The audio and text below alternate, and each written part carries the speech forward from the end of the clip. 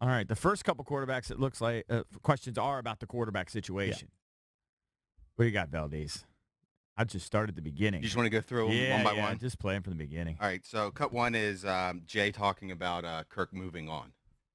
Well, I think we played this tag game for a couple of years now, it seems like, and I think it's time to get some stability at our position, at the most important position in sports, and that's quarterback. And it's very important for us to move forward and let Kirk move on. If Washington's not a place he wanted to be, it's time for us to move on, get some continuity there at quarterback. I give him credit because he actually pronounces his name correct. He knows his name. He knows the quarterback's name. And I like how he kind of gets that dig in there. If he doesn't want to be here, we're going to move on. Right. Because that's obvious. He did not want to be here, much as I denied it for 2 years. Now he goes on further to talk about stability at the position. It means a lot, not just for me, but it means a lot for the team and for the organization. You know, knowing where we are and who we're going to prepare with for the next coming years. It's an important process for us to have the quarterback in a position where he can grow with the football team. We can grow with them and move on. And he talks about rooting for Kirk. I don't think I'm rooting for Kirk anymore. It's something I think I'm over it. I think he's kind of like dead to me. Which, again, I haven't heard that before. As Cakes can relate to this, I think, as a Wizards fan. When some of his beloved Wizards move on, they're kind of dead to him. That's how I feel. It's exactly how I feel. I don't. Understandable. I used to have like real venom for Kwame Brown. The fact that he All right, was so you're picked over up, it now 20 but years I'm later. over it, but I had an epiphany that Kwame Brown can't help the fact that he's just limited Kwame Brown and was overdrafted. That was understood. But is he the only ex-Wizard that you kind of just wrote off as soon as they left? Like, what about some of these Caps? I mean, that have moved on. I mean, do you really care? Like Joe Hansen? Chamara moved on to the Islanders. I don't care about him. Alsner. Alsner, I don't Great follow guy, but his you don't exploits. care. The only guy that left that kind of hurt my ticker a little bit was Brooks Lake. Right. But he was toward the end of his career anyway, so it's not like he went on to another team and was succeeding for them. Right. Well, look, he's going to say the right things about rooting for Kirk, but he doesn't care. Let's jump I want to hear. No. I want to hear what he says. I really want to hear what he says. It's pro football. You know, nothing's etched in stone anyway. You know, this trade is not official yet. All this stuff is still in the works. But to see Kirk go somewhere else would be, I'm sure, a great opportunity for him. And I'm happy for him and his family that he's going to get an opportunity that he feels like he deserves. And I'll root for him, except when they play the Redskins. Wow, he's classier than me. He is. That's a big move by He's Gruden. classier than me. He says that. Let's I'm jump. sure he's going to pay attention. No, skip because we're going to run out of time. No, we're not. We are. We got 4 hours. Some of the clips are really long, and you look at how many clips are. He talks about the state of the offense, which is clip 5, and what he believes they need to do.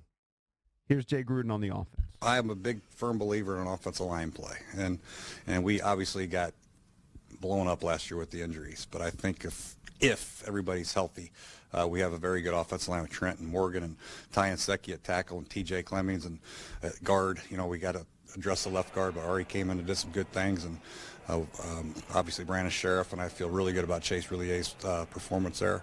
I think we need to add a few ingredients there on the offensive line, but that's going to be the strength of our football team. Get Jordan Reed back at tight end is going to be critical to our success also. Receiving core, losing Ryan Grant, or if we do lose Ryan Grant, if we don't get him back, we'll have to address that position. And then running back, we have to have stability at running back. We got to get Chris Thompson back healthy. And then we obviously have to get some running backs in here that can play 16 games somehow. But we feel good about the depth with Byron Marshall coming in here late and Capri Bibbs doing what he did. With Rob Kelly coming back off his injury, Samaje Perine getting quality reps. We got some backs in house that we feel good about, but we might have to add another piece. I thought Grant and Danny did a good job yesterday pointing out the fact that all Gruden did there is just he named everybody that played for him. He just named all the names of the players on offense. By the way, they generally keep 3. So you could stash 1 or 2 on practice. Who cares about what Capri Bibbs did when he came in? That's fine. He's just a guy walking the street. He was just a plug-in because everybody else got injured. He's not going to be part of the future plans. You got to give Jay credit there, man. Byron Marshall? He mentioned everybody. He mentioned everybody. And he wants to give everyone a little shine. That's all. I love underdogs. I really do. And I kind of get a kick out of every time Ryan Grant had a good game. Yeah. But are we now worried we might lose Ryan Grant? He is. That's the teacher's pet. He loves him some Ryan Grant. Right. And I don't begrudge him. And he made some big plays, and every time he did, I was fist pumping for him. But I hadn't even pondered the idea that might be a thing. Now, I think he likes Ryan Grant as professionalism, but he knows they need more speed at receiver. Oh, he knows it, but he loves what Ryan Grant brings because he's a guy that, when, like practice, he'll do anything that's asked of him. He's a guy that's he's reliable, and he's got good hands. But he knows the skill set. In fact, that's why he goes on to talk about speed at receiver, which is cut 7. I think probably there's consensus that we probably need a little bit more juice, maybe a little bit more speed to take the top off from time to time. Losing Deshaun last year had a little bit of an impact, but not as much as people probably want to think. But guys that can do multiple things, because at the end of the day, you're going to have to play multiple positions in this offense to have a chance. You're going to have to block safeties from time to time. You're not just going to be able to run deep every single play. That's Deshaun. I like all-purpose guys that can do a little bit of everything. See, that was clearly a Stephon lobbed at Deshaun Jackson by Gruden. That was definitely a dig.